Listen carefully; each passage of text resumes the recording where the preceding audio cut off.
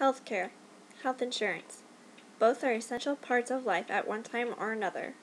However, for 34 million Americans, being able to afford health insurance comes after paying rent and putting food on the table. However, one brief hospital stay can result in thousands of dollars in medical bills that can make a family already having trouble making ends meet bankrupt. In 2008, then-candidate Barack Obama promised to create a plan so that every individual had health insurance coverage. In 2010, now President Obama passed the Affordable Care Act.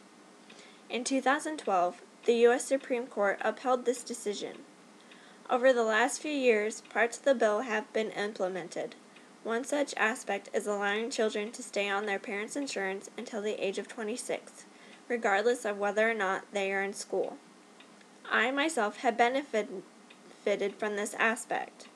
Over the last few years, other aspects will be implemented, with the majority of this happening in 2014.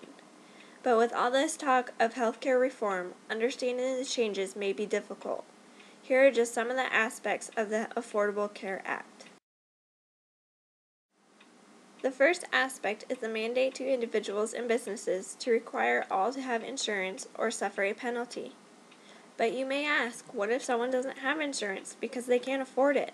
How are they supposed to afford it? To help with that, the bill initiates federal subsidies to help pay for insurance for the 34 million Americans who are currently uninsured. In the early 1900s, doctors never turned away patients because they couldn't pay. Doctors worked with their patients to set up payment plans or trade goods to help pay the difference. In today's society, private practice physicians can turn away patients for lack of payment. The Affordable Care Act is working to correct this by regulating the practice of medicine. This would allow the government to place restrictions on the amount charged for care. Another aspect of the bill that will impact millions of Americans is the inability of insurance companies to deny coverage due to pre-existing conditions. As someone who has a pre-existing condition, it is comforting to know that when it comes time for me to get insurance through my job, I will not be denied because of it. With all the different aspects of the Affordable Care Act, one may be asking, what does this mean for the field of occupational therapy? One aspect named in the bill that recognizes the importance of occupational therapy services is the inclusion of rehabilitative and habituation services as a separate category. This will help reduce the number of coverage denials of occupational therapy services deemed habitual instead of rehabilitative. Another aspect that helps to broaden the scope of occupational therapy is the listing of occupational therapy services in all workforce sections. This will give occupational therapy more places to work to help reduce, prevent, or rehabilitate in work environments. The Affordable Care Act also lists preventative services as a goal in the healthcare field. Occupational therapy is included in this because through the years, occupational therapy has done extensive research in the area of preventative care.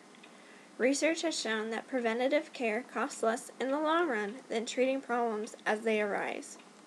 Within the preventative care aspects, wellness programs are included.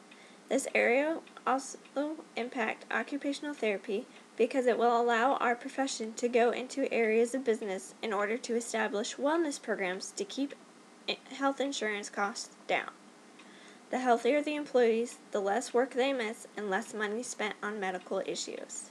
Perhaps the most significant aspect included in the Affordable Care Act that will impact occupational therapy is the expansion of Medicaid eligibility to the 133% of the poverty line. This will grant access to medical coverage to many who cannot afford it now. This will also increase the amount of people seeking medical attention and, by proxy, will increase the amount of occupational therapy referrals. With all of these changes in the process of taking place, it will be interesting to see occupational therapy expand over the next several years with the Affordable Care Act.